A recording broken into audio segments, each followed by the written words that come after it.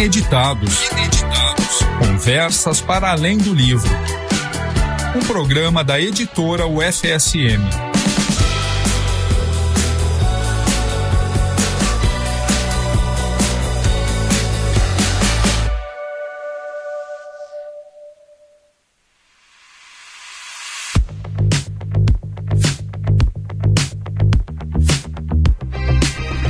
Olá para você que nos acompanha aí do outro lado, estamos com mais um Ineditados, Conversas para Além do Livro, aqui na UniFM 107.9. Nos acompanhe nas nossas redes sociais, @editora UFSM, @livraria Grife UFSM, @Ineditados Podcast e @Radios, com S, UFSM.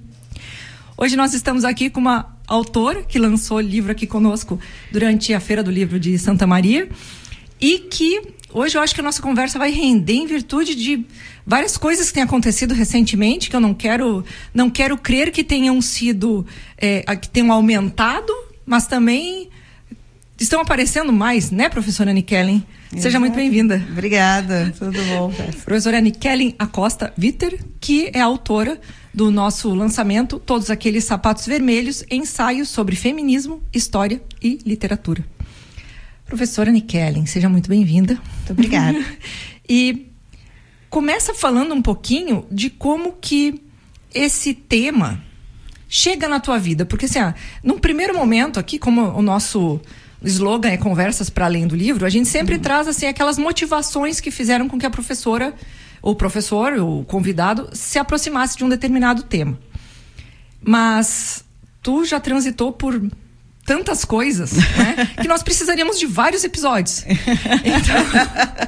Então vamos focar no feminismo, que é uma linha condutora, né, okay, da tua pesquisa.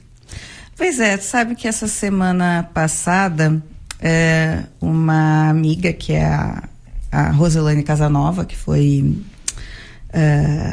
era minha coordenadora lá na UFN, quando eu trabalhava na UFN, ela escreveu uma resenha sobre a série que está passando eu acho que é a Amazon Prime, sobre o assassinato da Ângela Diniz.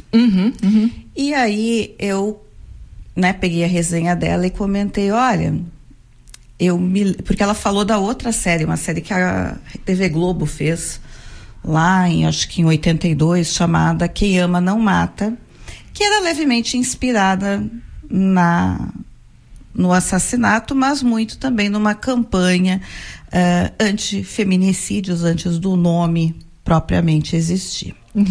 E eu comentei que não só tinha assistido a série, como eu tinha aquilo tinha me despertado para entender o caso, né, e buscar informações sobre o caso da Ângela. E eu disse, eu tinha 9 anos. E ela disse assim, tu já era feminista com 9 anos? Eu disse, não, eu fiz meu outing aos 8. Eu saí do armário aos 8. Aos 8 eu comecei a entender e eu me lembro de uma fala que eu fiz na aula, na época. Que amor. Eu disse para a professora, porque a professora me disse assim, mas tu já é feminista com essa idade, por conta de algum comentário que eu tinha feito. E eu disse, professora, se eu quiser ser alguma coisa nesse mundo, eu vou ter que ser melhor que todos os meninos num raio de 50 quilômetros. E eu tenho que agradecer não ser negra, porque se eu fosse... exponenciaria, né? Isso aumentaria muito, muito mais. E ela ficou com os olhos desse tamanho, assim, né? Essa consciência, né, Kelly? Porque era uma época que a gente ainda estava dentro da ditadura, né? E eu me lembro dessa professora me dizer, menina, tu já deve estar nas listas do SNI. E eu cheguei em casa, assim, apavorada. O que é o SNI? Eu não tinha ideia, né, do que era. Mas era uma coisa que estava muito presente em mim desde sempre, nas minhas falas, na forma como eu via o mundo. E eu acho que, na verdade, eu dei o nome, né? Eu encontrei foi o nome com 8 anos, porque havia uma disposição muito forte, né? E, claro, não vou tirar aí o papel dos meus pais, que sempre foram muito abertos e muito estimulantes nesse sentido. Pois eu vejo que bom, a gente sempre aqui, né, sempre faz essa linha condutora de como que o autor encontrou um determinado tema e se aproximou, mas existia ainda, né, quando tinha 8 anos, todo um cerceamento, né? Então eu fico pensando se até hoje tem gente que não compreende bem o tema. Eu percebo que muitos colocam como se fosse um paralelo feminismo e machismo, que é completa é um absurdo. Falta de senso, mas isso ainda acontece. Imagino que quando tu se encontrou com o tema fosse mais complexo ainda, mais difícil ainda explicar. Havia uma ideia, né? Era uma coisa exótica e feia, né? Pelo menos para os outros, não para mim, porque obviamente se eu percebesse dessa forma eu não teria abraçado, né? Mas eu me lembro de, assim, lá pelos 14 anos eu era a esquisita da escola, aquela lá é a feminista, né? E eu tinha professoras que às vezes entravam na aula e me diziam assim, né? Me disseram que nessa turma tem uma feminista. E eu dizia assim, sou eu, né? Então tinha desde daquelas pessoas que achavam, das professoras, né, que incentivavam, até aquelas que achavam uma coisa muito estranha ou algo que provavelmente eu abandonaria no momento em que eu ficasse uma fase, no momento que eu ficasse adulta, que eu quisesse namorar, né, essas coisas. E na verdade não, assim, os namorados é que tinham que se adequar a isso, não eu que tinha que me adequar aos namorados. Mas isso, eu tenho a impressão de que, assim, e talvez, né, eu vou trazer uma fala de um rapaz que era da psicologia lá da UBRA, né? E, para falar a verdade, eu lamento a UBRA ter fechado, porque eu acho que eles atendiam uma população que está muito distante da UFSM, está muito distante do centro de Santa Maria, que é a população da Nova Santa Marta, né, e daquelas regiões lá. Eu acho que a população ficou completamente desassistida. E ele estava comentando que ele atendia crianças e que ele percebia que as meninas, em geral, não tinham nenhuma consciência do abuso. Não porque não sofressem o abuso. É que está normalizado. É porque era o normal da vida. Elas não imaginavam uma vida diferente daquilo, né? E eu acho que existe uma normalização nos comportamentos que devem, vou botar umas aspas bem grandes aqui, ser os comportamentos das mulheres, que muitas vezes as mulheres não se questionam sobre... Sim, mas eu tenho que aceitar isso? Isso tem que ser desse jeito? Isso não pode ser de outra forma? Porque está normalizado, né? E eu sempre digo, e eu falo isso muito para as minhas alunas, e acho que eu até falava mais, porque hoje a gente já encontra as meninas chegando na faculdade, né, já se reconhecendo feministas. E depois eu quero falar disso. Eu acho que era bom, já que o rádio chega em tantos locais que a gente nem imagina o que é feminismo, né? Afinal de contas, porque a gente fez esse comentário, mas as pessoas ainda confundem. Ainda confundem, paralelos. Né?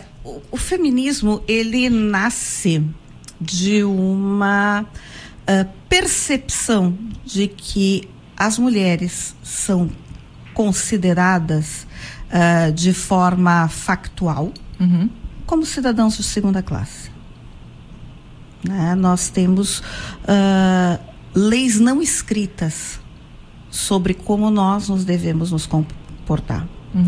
E essas leis não escritas, elas têm uma longa trajetória que eu não vou né, colocar aqui, mas quem tiver interesse no canal da extensão da Universidade Federal de Santa Maria, tem um curso meu inteiro sobre história das mulheres, né? E ali eu vou... pode jogar no Google, né? Basta jogar no Google, extensão FSM, Nikellen, História das Mulheres, que vai achar, né? São 14 horas 14 aulas de 1 hora, você pode ouvir como um podcast, né, no carro.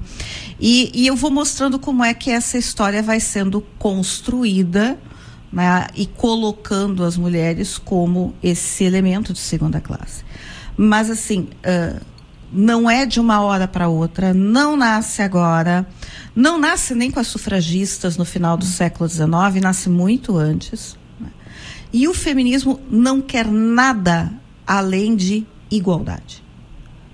É muito diferente do machismo, que tem como substância um sexismo das relações. O que é o sexismo das relações? É dizer que determinadas ações, comportamentos, atitudes, trabalhos, etc., são próprios de homens e aos que são próprios de mulheres. Ou coisas como, a mulher é tudo assim, né? E o homem tem que ser assado, etc. Então você tem ali um paralelo de comportamentos que não leva em conta nem a diversidade, nem a gama de possibilidades que é humana, né? Na verdade, o machismo todo está fundamentado em uma longa história que acredita que o humano é o homem. A mulher, ela existe como um útero, um apêndice, algo para servir a, né? E servir no pior dos sentidos. No pior dos sentidos. Não tem nada a ver com carinho. Na verdade, muito do trabalho feminino foi transformado em amor, em carinho, que não é. Trabalho doméstico não é amor, não é carinho, é uma imposição social. É que eu acho que existe toda essa confusão conceitual, porque nada impede que uma mulher goste de arrumar a casa, um homem também gosta de arrumar a casa. Quer dizer, esse paralelismo dos papéis, que ambos podem fazer a mesma coisa, só que o machismo se construiu como algo apequenador da mulher. Exatamente. Então, quando sobe esse movimento feminismo, parece que ele tem que ser apequenador do homem, e não tem nada a ver com o homem. Não. Simples assim, também não é sobre o homem. Não é sobre o homem. Não, na verdade, o feminismo é bom para todo mundo, inclusive para os padrões que se joga sobre o masculino. Isso, exato. Né? Então, mas nada impede, se você... Eu sempre falo, eu tenho um filho, né, adolescente, e eu sempre falo dos acordos prévios. E eu digo para ele assim, a gente, quando começa a se relacionar com alguém, a gente faz acordos. Como se tu faz, quando você entra na escolinha, né, lá a professora diz, vamos fazer os combinados. Pois é, a gente tem que fazer os combinados, né, com os nossos parceiros, né? Você faz isso, eu faço aquilo, você faz isso, eu faço aquilo, você faz isso, eu faço aquilo, né? E esses combinados envolvem que nós todos somos responsáveis por nós, pelas pessoas que vivem conosco e pelo lugar onde a gente mora. Então, o trabalho doméstico não é porque as mulheres vieram com um gene a mais para lavar louça, né? Porque parece que os homens não têm esse gene, ou não têm o gene de operar a máquina de lavar roupa. Eu fico apavorada, né? Eu não sei mexer. Oi, né? Tem um botão. Esse botão é que nem o botão do videogame, sabe? On/off funciona assim também, né? Então, assim, o cara sabe mexer no PlayStation 5, mas não sabe botar uma roupa para lavar na máquina.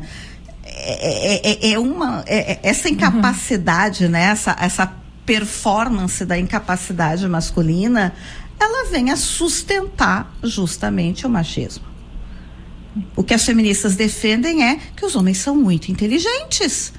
Eles são tão inteligentes que eles conseguem operar uma máquina de lavar roupa. E deixa eu te fazer uma pergunta, então, se eu me recordo, tem um texto, né, no livro, que é A Máquina de Lavar do Miguel. A Máquina de Lavar Roupa do Miguel.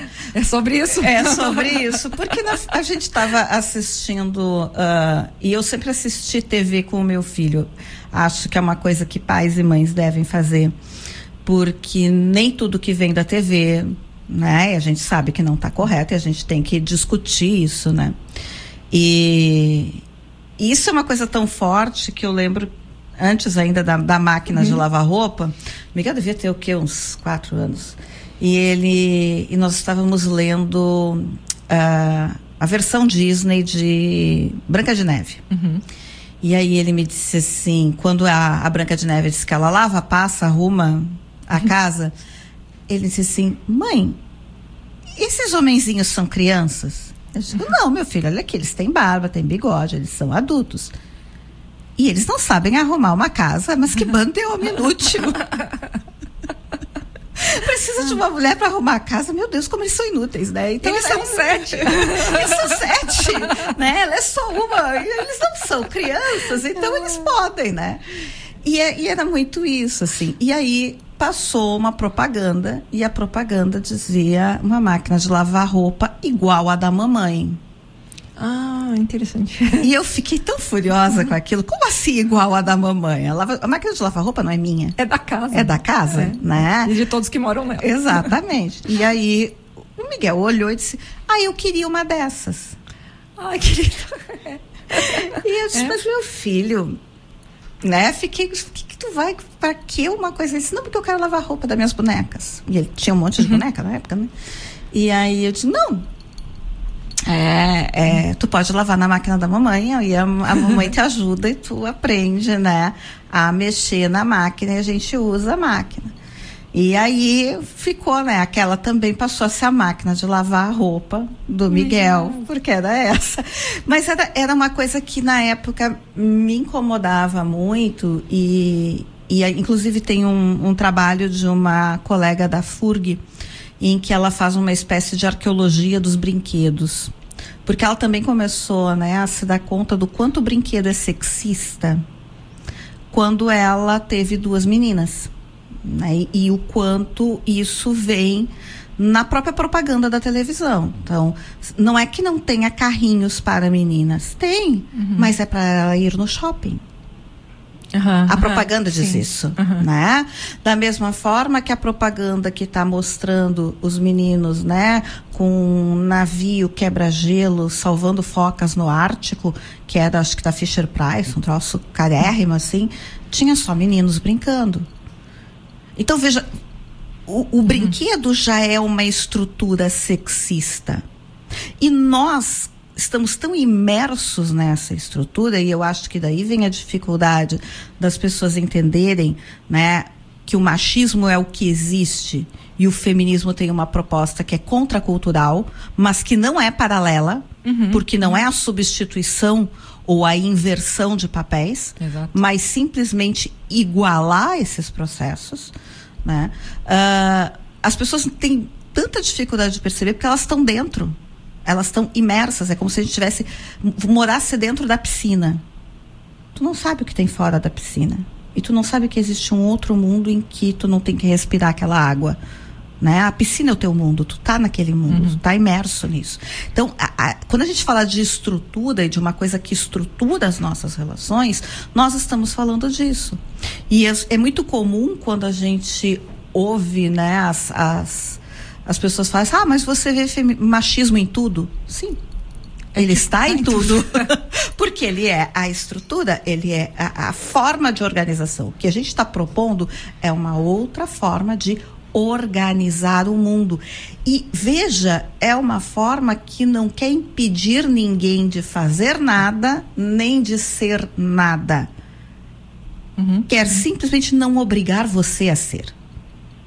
Né? Ok, você gosta de arrumar a casa, organizar a casa, seja feliz, mas eu não quero ter como obrigação fazer isso única e exclusivamente porque eu tenho 2 cromossomos X.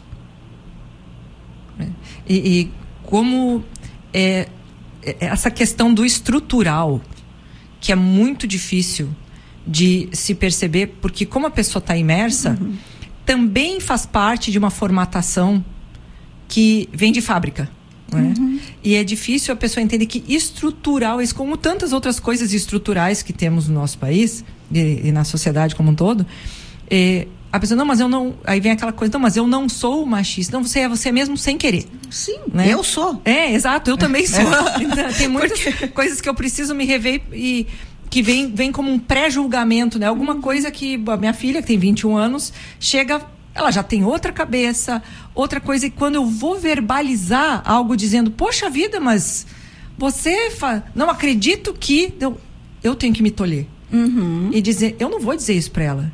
Enquanto tá dentro da minha cabeça, é só meu, eu não tenho por que passar isso pra ela. Mas é isso que aconteceu com todos nós. Sempre teve alguém que passou isso pra gente.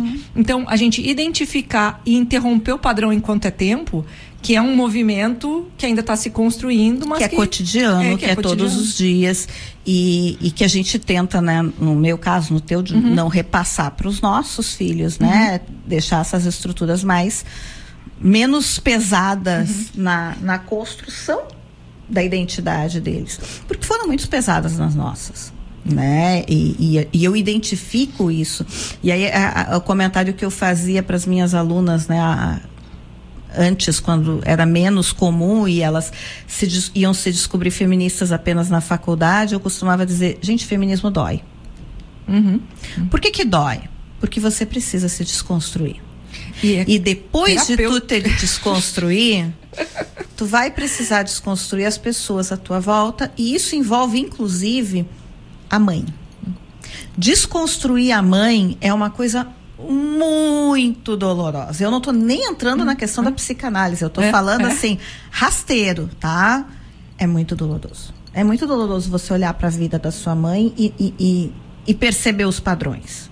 Olhar para o seu pai e perceber os padrões, né? Isso não é fácil. É extremamente doloroso. Então, dizer para as meninas, feminismo dói, né? Porque às vezes elas vinham, e aí você tem, né, a fase da dor, você tem a fase da raiva, né? Você tem várias fases. Mas aí eu não quero terapeutizar muito, porque senão a coisa se aprofunda mesmo. Vamos terminar emotivas, chorando e nos abraçando, provavelmente. Mas a gente, eu percebo assim que, inclusive, vários complexos a gente passa por essa fase da raiva e tal, que não deixa de ser uma fase de luto também, né? Mas acaba ficando com muita pena. Eu acho que o que fica, pelo menos o que aconteceu comigo, foi isso: perceber, entender e acolher essa figura que passou. Quer dizer, a gente acaba convertendo em alguma coisa solidária, né? Mas eu acho que também a gente, quando faz esse histórico, né, mãe, avó, etc., a gente vai percebendo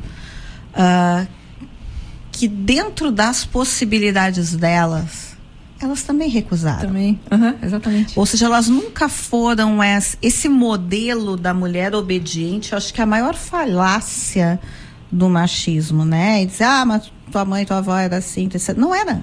Elas não eram. Ela precisou lidar, né? Elas tinham o jeito delas, elas organizavam a forma delas, elas tinham as recusas delas. E a gente pode trazer isso porque sim, né? Eu acho que há aí um elemento histórico fundamental. E essa questão histórica nós nunca nos enquadramos no modelo.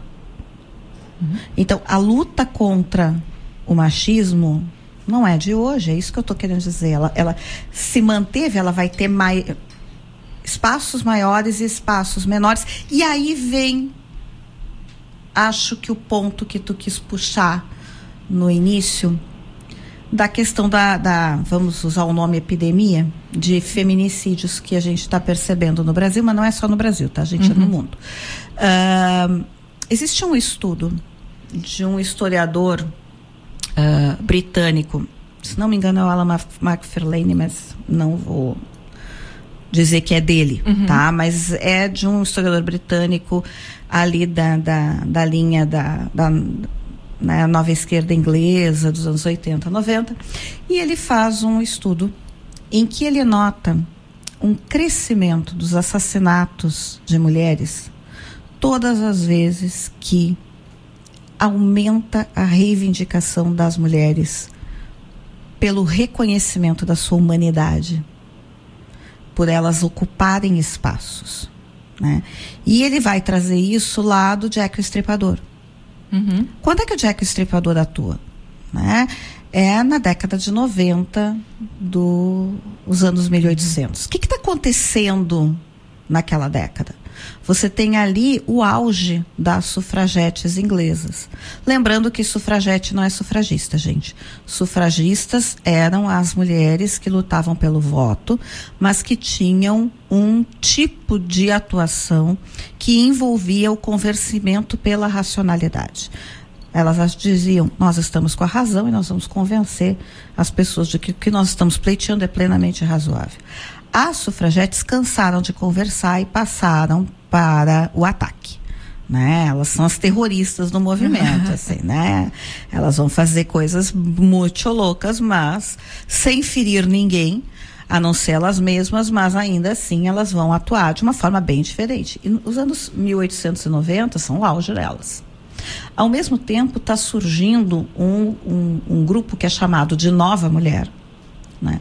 Que são as jovens educadas de classe média baixa, que passam a ocupar lugares nos escritórios. Até então, só se tinha o trabalho no mercado de trabalho das mulheres pobres, né? Das mulheres, ou até muito pobres. E agora passava a se ter cada vez mais, ou ainda das mulheres trabalhando dentro dos núcleos familiares. Agora se passa a ter cada vez mais mulheres que saem de casa para ir às fábricas, para ir, né, às oficinas, e essas mulheres passam a ter trabalho, salário, isso é muito importante, porque trabalho elas tinham em casa também, né, mas elas passam a ter salário. E muitas passam a recusar a violência. E aí o que aparece? Aparece um assassino louco, serial killer, que mata 5 mulheres da forma mais gráfica possível, com jornais especulando isso ao máximo. Mas a gente sempre deve lembrar, e aí vem a fala desse historiador, é de que o feminicídio, independente da época, né? E vamos lá, ele vai aparecer desde a Grécia clássica, né? Na própria mitologia a gente tem aquele livro magnífico, Formas Trágicas de Matar uma Mulher, né? Que faz uma análise justamente das tragédias e etc. Isso é pedagógico. A ideia é, e a imprensa trabalha nesse sentido, comportem-se, meninas. Porque comportem-se, vocês podem ser da próxima. Não, e é sempre a gente sempre pode fazer um paralelo, né? E um título, Formas Trágicas de Matar um Homem.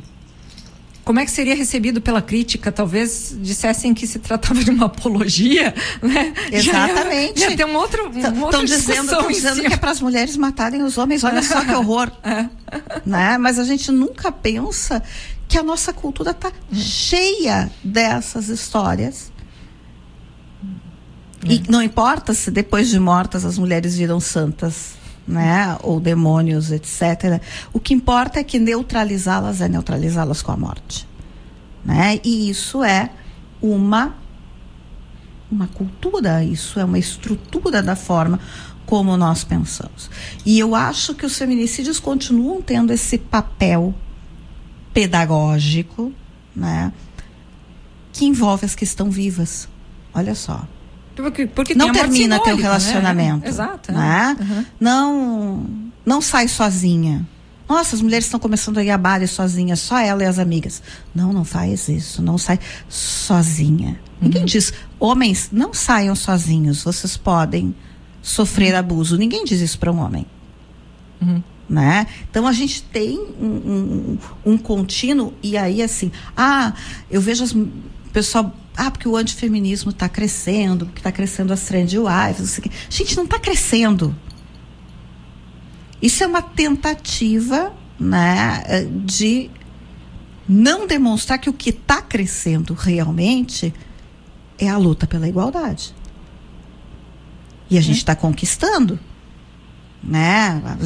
Às vezes vai mais, às vezes vai menos, né? Tem excessos e retrocessos, mas toda vez que a gente vai para a rua, que a gente berra, que a gente, né, ocupa as redes, é o outro lado que tá assustado, né? É essa piscina que nós estamos imersas, que está secando, e o pessoal tá trazendo litros d'água para ver se consegue voltar a nos submergir nessa ideia.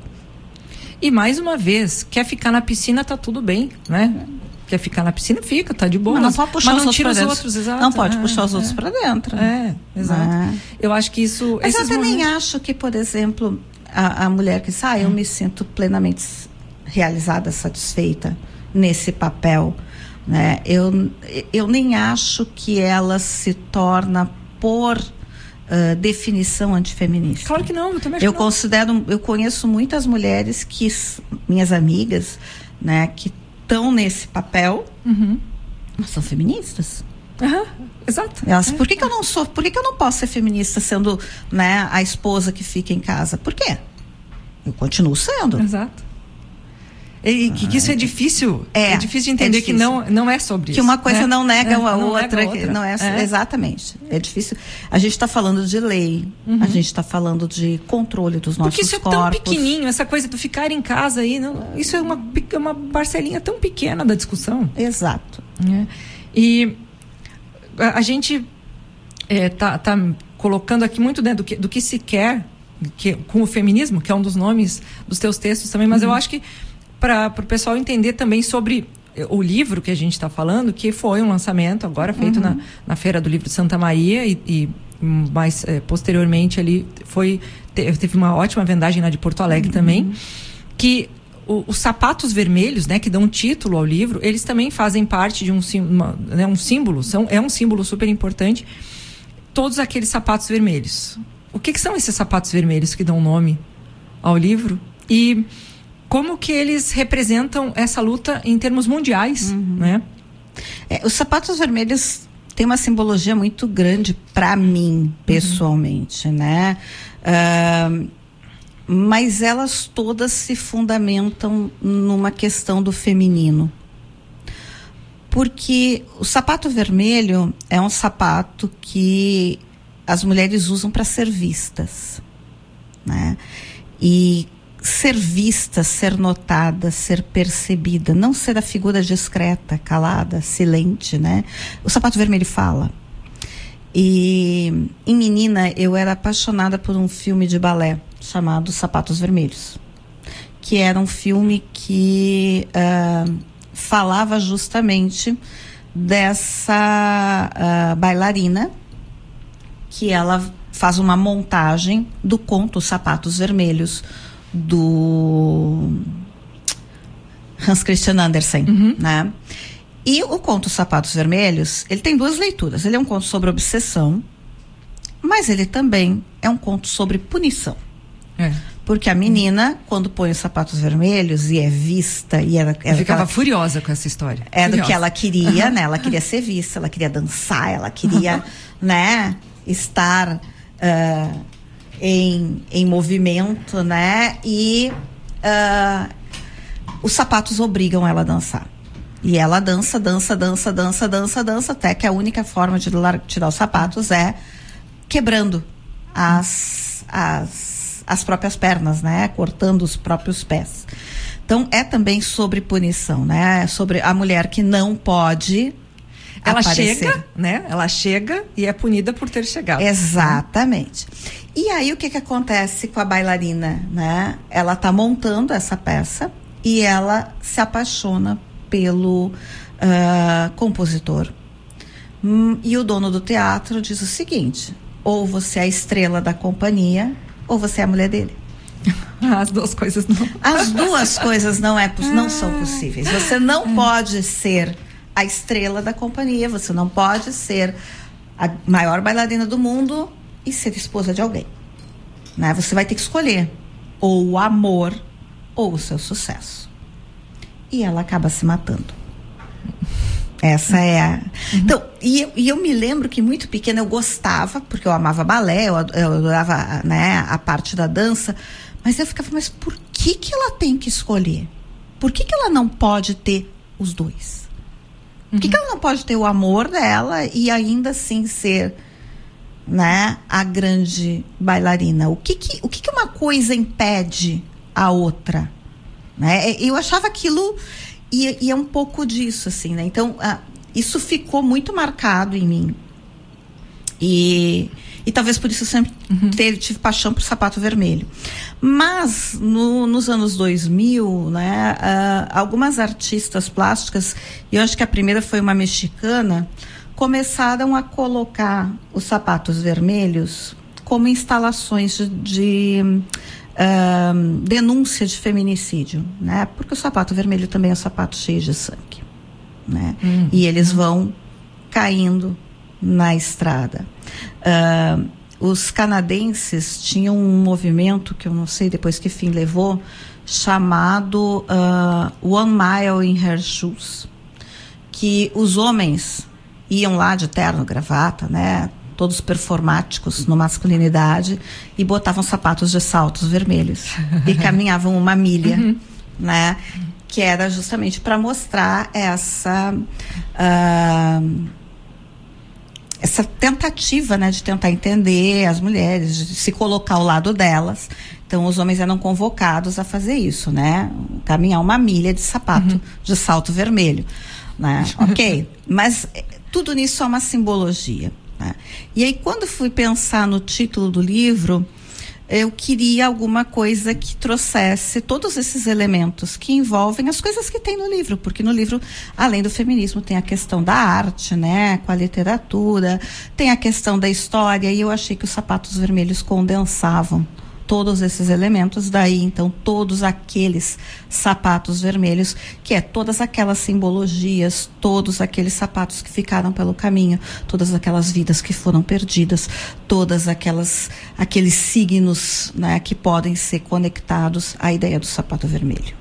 E um outro texto, uma outra, claro, não precisa fazer um paralelo exatamente com o texto, mas muito pelo conceito que tu traz, é depender da existência de homens bons. Esses homens bons, entre aspas. Porque quem são esses homens bons? Pois é. Esse texto veio de uma memória, né?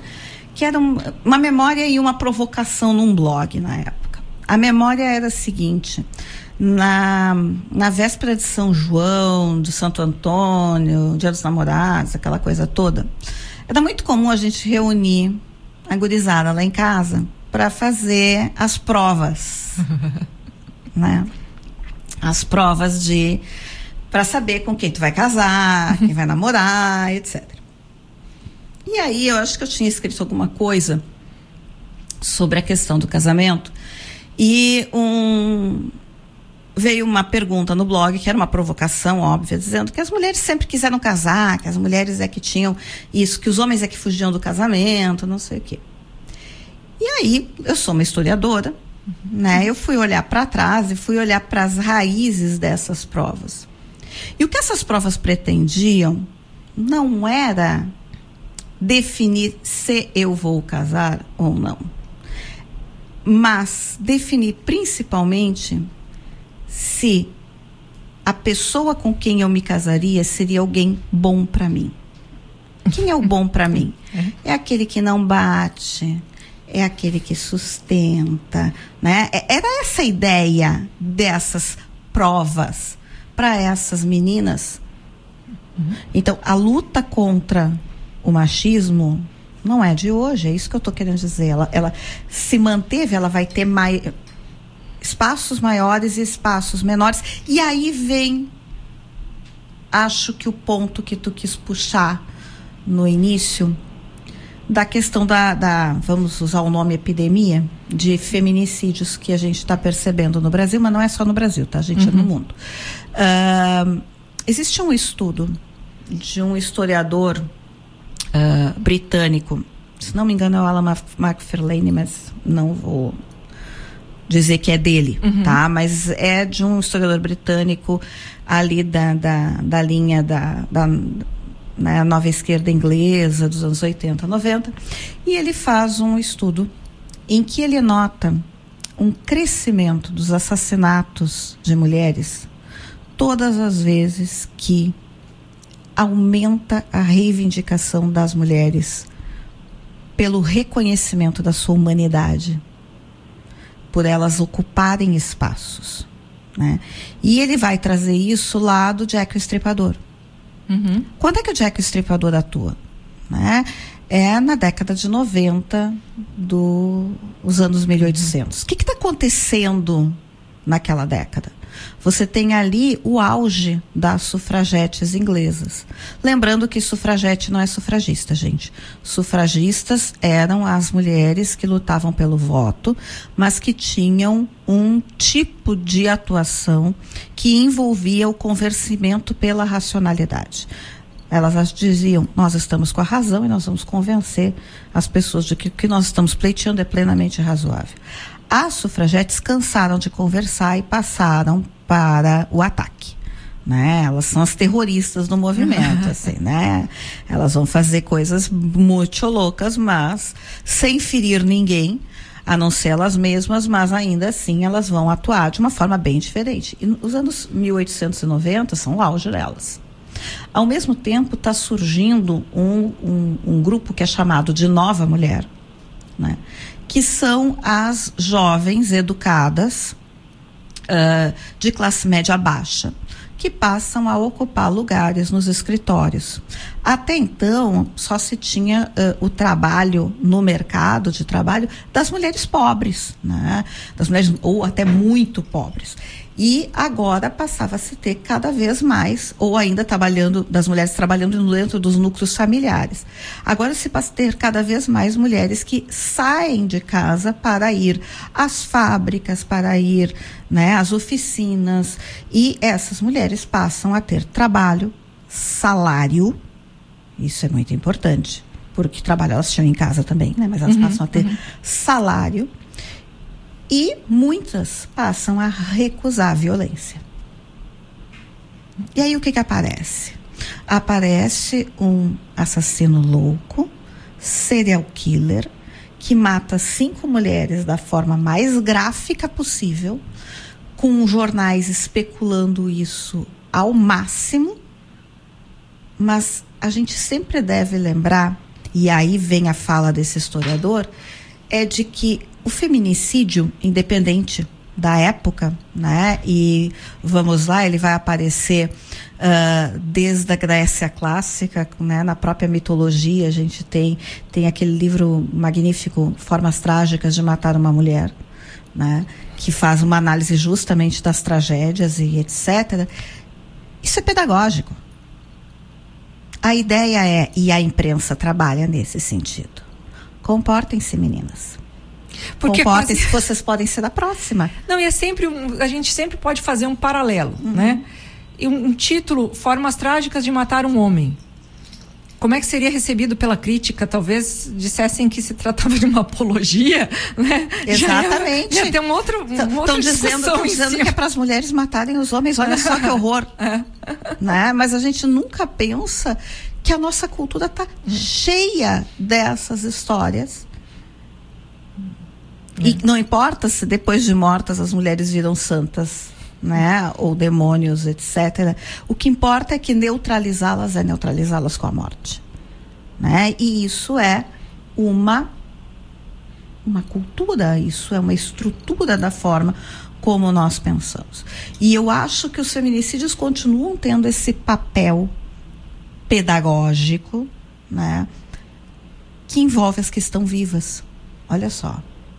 Porque não termina teu relacionamento, né? Exato, né? Não sai sozinha. Nossa, as mulheres estão começando a ir a bares sozinhas, só ela e as amigas. Não faz isso, não sai sozinha. Ninguém diz, homens, não saiam sozinhos, vocês podem sofrer abuso. Ninguém diz isso para um homem. Né? Então a gente tem um contínuo, e aí assim, eu vejo o pessoal, porque o antifeminismo está crescendo, porque está crescendo as trend wives, não sei o quê. Gente, não está crescendo. Isso é uma tentativa, né, de não demonstrar que o que está crescendo realmente é a luta pela igualdade. E a gente está conquistando, né? Às vezes vai mais, às vezes vai menos, né? Tem excessos e retrocessos, mas toda vez que a gente vai para a rua, que a gente berra, que a gente, né, ocupa as redes, é o outro lado que tá assustado, né? É essa piscina que nós estamos imersas, que está secando E o pessoal tá trazendo litros d'água para ver se consegue voltar a nos submergir nessa ideia. E mais uma vez, quer ficar na piscina, tá tudo bem, né? Quer ficar na piscina, fica, tá de boa. Mas não pode puxar os outros, exato. Não pode puxar os outros para dentro. Exato. Eu acho que isso... Mas eu também acho que, por exemplo, a mulher que sai, eu me sinto plenamente realizada, satisfeita nesse papel, né? Eu nem acho que ela se torna por definição antifeminista. Claro que não, eu também acho eu conheço muitas mulheres minhas amigas, né, que estão nesse papel, mas são feministas. Exato. Elas, por que eu não posso ser feminista sendo, né, a esposa que fica em casa? Por quê? Eu continuo sendo. Exato. E que isso é difícil. É difícil de entender que não é sobre isso. Que uma coisa não nega a outra. Nega a outra. Não é. Exatamente. É difícil. A gente está falando de lei, a gente está falando de controle dos nossos corpos. Porque isso é tão pequenininho, essa coisa do ficar em casa aí, isso é uma parcelinha tão pequena da discussão. Exato. E a gente tá colocando aqui muito dentro do que se quer com o feminismo, que é um dos nomes dos teus textos também, mas eu acho que para o pessoal entender também sobre o livro que a gente está falando, que foi um lançamento agora feito na Feira do Livro de Santa Maria e mais posteriormente ali teve uma ótima vendagem lá de Porto Alegre também, que os sapatos vermelhos, né, que dão título ao livro, eles também fazem parte de um símbolo, é um símbolo super importante, todos aqueles sapatos vermelhos. O que são esses sapatos vermelhos que dão nome ao livro? E como que eles representam essa luta em termos mundiais, né? Os sapatos vermelhos têm uma simbologia muito grande para mim, pessoalmente, né? Mas elas todas se fundamentam numa questão do feminino. Porque o sapato vermelho é um sapato que as mulheres usam para ser vistas, né? E ser vista, ser notada, ser percebida, não ser a figura discreta, calada, silente, né? O sapato vermelho fala. E em menina eu era apaixonada por um filme de balé chamado Sapatos Vermelhos, que era um filme que falava justamente dessa bailarina, que ela faz uma montagem do conto Sapatos Vermelhos do Hans Christian Andersen, né? E o conto Sapatos Vermelhos, ele tem duas leituras. Ele é um conto sobre obsessão, mas ele também é um conto sobre punição. Porque a menina, quando põe os sapatos vermelhos e é vista, e ela ficava furiosa com essa história. Do que ela queria, né? Ela queria ser vista, ela queria dançar, ela queria, né, estar em movimento, né? E os sapatos obrigam ela a dançar. E ela dança, até que a única forma de tirar os sapatos é quebrando as próprias pernas, né? Cortando os próprios pés. Então, é também sobre punição, né? Sobre a mulher que não pode aparecer. Chega, né? Ela chega e é punida por ter chegado. Exatamente. E aí, o que acontece com a bailarina, né? Ela tá montando essa peça e ela se apaixona pelo compositor. E o dono do teatro diz o seguinte: ou você é a estrela da companhia, ou você é a mulher dele. As duas coisas não. As duas coisas não são possíveis. Você não pode ser a estrela da companhia, você não pode ser a maior bailarina do mundo e ser esposa de alguém, né? Você vai ter que escolher ou o amor ou o seu sucesso. E ela acaba se matando. Essa é a... Então, e eu me lembro que muito pequena eu gostava, porque eu amava balé, eu adorava, né, a parte da dança, mas eu ficava, mas por que ela tem que escolher? Por que ela não pode ter os dois? Por que ela não pode ter o amor dela e ainda assim ser, né, a grande bailarina? O que uma coisa impede a outra? Né? Eu achava aquilo... E é um pouco disso, assim, né? Então, isso ficou muito marcado em mim. E talvez por isso eu sempre tive paixão por sapato vermelho. Mas nos anos 2000, né, algumas artistas plásticas, e eu acho que a primeira foi uma mexicana, começaram a colocar os sapatos vermelhos como instalações de denúncia de feminicídio, né? Porque o sapato vermelho também é um sapato cheio de sangue, né? E eles vão caindo na estrada. Os canadenses tinham um movimento, que eu não sei depois que fim levou, chamado One Mile in Her Shoes, que os homens iam lá de terno, gravata, né, todos performáticos no masculinidade, e botavam sapatos de saltos vermelhos e caminhavam uma milha, né, que era justamente para mostrar essa tentativa, né, de tentar entender as mulheres, de se colocar ao lado delas. Então, os homens eram convocados a fazer isso, né?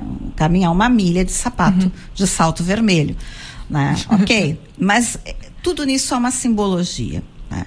E aí, quando fui pensar no título do livro, eu queria alguma coisa que trouxesse todos esses elementos que envolvem as coisas que tem no livro, porque no livro, além do feminismo, tem a questão da arte, né, com a literatura, tem a questão da história, e eu achei que os sapatos vermelhos condensavam todos esses elementos, daí então todos aqueles sapatos vermelhos, que é todas aquelas simbologias, todos aqueles sapatos que ficaram pelo caminho, todas aquelas vidas que foram perdidas, todas aqueles signos, né, que podem ser conectados à ideia do sapato vermelho.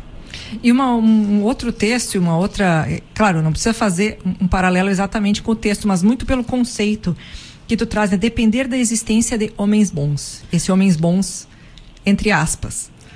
Porque quem são esses homens bons? Pois é. Esse texto veio de uma memória, né?